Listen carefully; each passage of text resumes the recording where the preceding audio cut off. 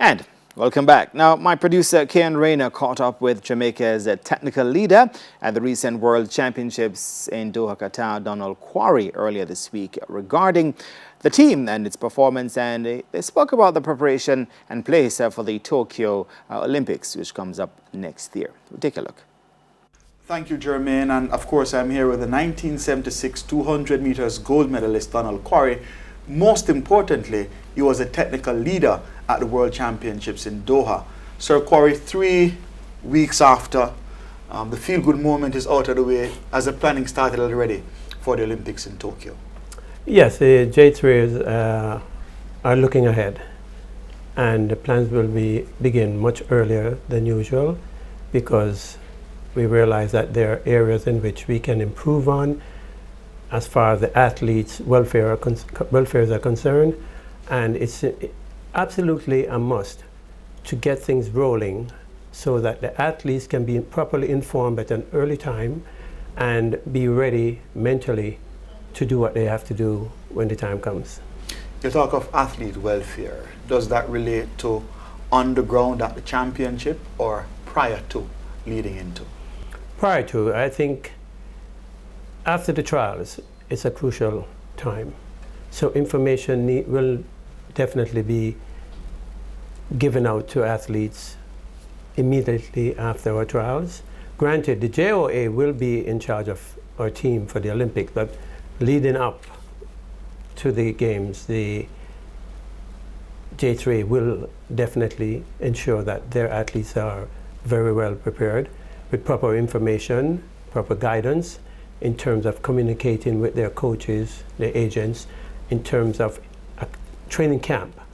Make it flexible for everyone, but at the same time, everyone will have to be there. It's important to let everyone enter the camp feeling great. We had that in Doha. It was a very warm arrival for everyone. And that's what we want to continue doing, because we understand that there have been a few issues over the years, but it's been worked on. It's going to get a lot better. I think we will reduce the issues and problems that sometimes may come out of championships or games, and we can assure the public that we're going to go all out to make them feel that we are really going 200% to look after our athletes and to get the best performances out of them. So in London 2017, 1 gold, 3 bronze. What was the difference maker in Doha, where we came out with 12 medals? The women and the field events, because women had 6 medals, the men had 2 individual. But most of all, the field events really made a big difference. I think Tajay's performance in the early part of the championships, the long jump, did lift the team. And at the same time, we are on a rise in our field events. And what we need to do now is get back to that point in the sprints where we can have a very good overall team.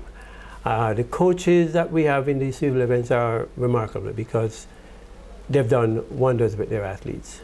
And as I've said before in the press, that they need some more financial assistance to continue what they're doing and to widen the scope as far as athletes are concerned, who may look at track and field in a very slim manner. Now we can open it up where you can do any event because you have adequate coaches who can take you to a world-class level. All right, so you talk about assistance and for athletes in particularly the field events. And we heard Julian Robinson, of course, coach of Frederick Dakers, who got silver in the discus in Doha, saying that they need, the throwers in particular, needs support to be thrown behind them, pardon the pun. And because they've lost out on a couple, Kelly and Nib, one of the names that comes to mind. because they're out of college now and it's more difficult to train and train at a high level. Is there anything that you think the J3As, the government can do to assist in us maintaining that kind of presence in the field events? I think the government, the Minister of Sports has done a lot for all sports. The J3As have done as best as they can because we're limited as far as finances are concerned. What is actually needed, and I'm hoping that we can somehow entice the corporations in Jamaica to get on board, to be stakeholders in certain areas. For example, this year we're hoping to have relays, a few relay camps where we'll have all our relay teams compete. We'll be definitely the pen relays. We're looking at possible Mountsac relays, and 2 or 3 meets in Europe. These are areas in which we will need added assistance, and as I said, we can't rely on just the government. We can't rely on the J3As because they're spending everything they have for the athletes.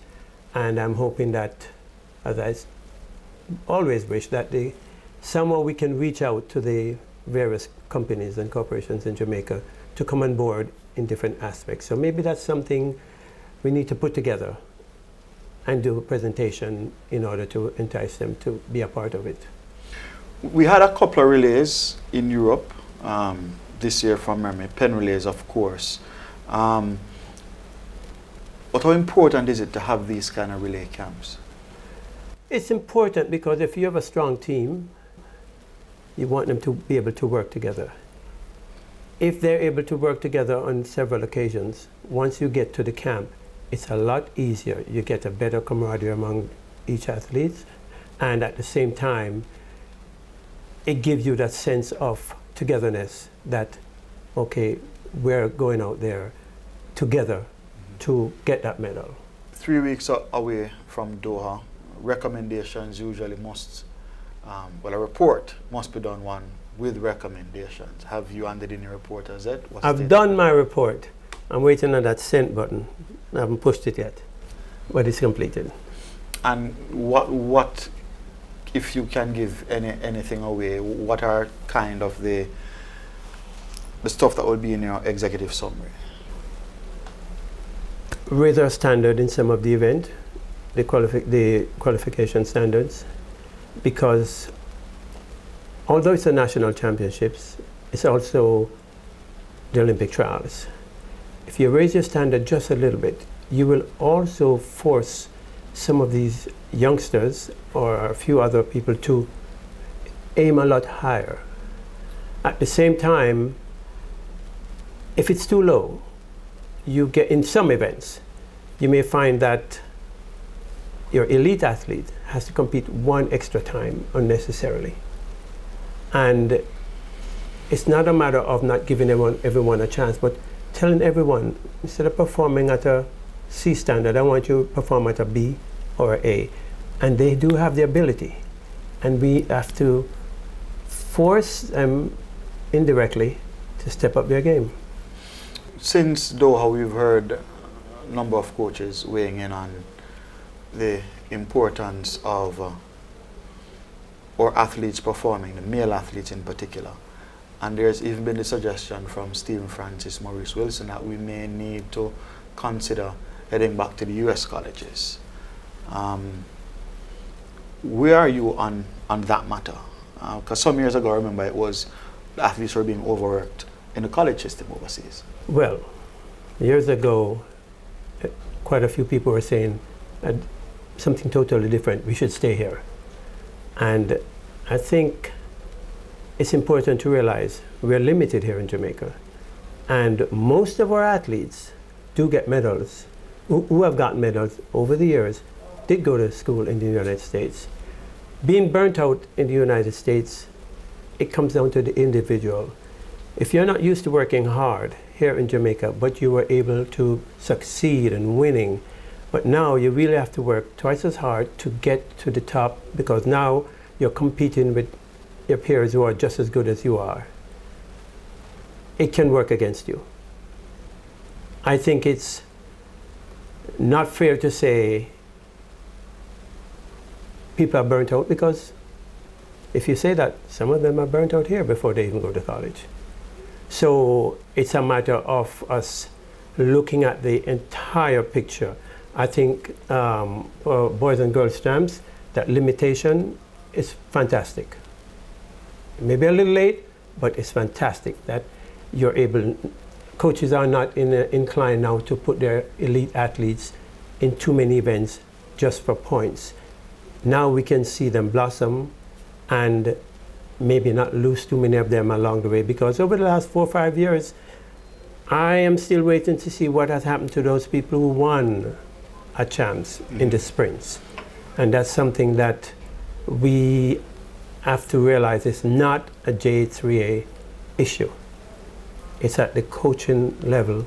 It's that period where they leave from, where they're leaving high school, and some of them thinking they're ready for the professional circuit, and they're not. And also, an education would be great. You come back when you're 22, 23, and you can come home and train again. But too many of them have missed out on that opportunity, and I hope that they will start thinking a little bit more clearer, and having 2 options instead of just one. Turnaround time between Doha and the Olympics in Tokyo, just about 299 days, when compared to about 345 between Moscow 2015 and Rio.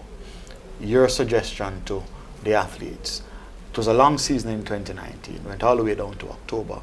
How much time do you take off? How soon do you return to training to ensure that you're in the race to be at your best come Tokyo in July 2020?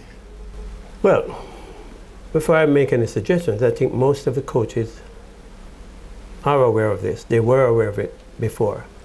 Some athletes may have had a long, drawn-out season. They may need a little bit more rest. But by and large, a couple of weeks off, get back into it, I don't see anybody having any major problem in terms of performance in the Olympics. Thank you very much, Sir Q. Thank you. Gold medalist in 1976 over 200 meters. Jermaine, back to you.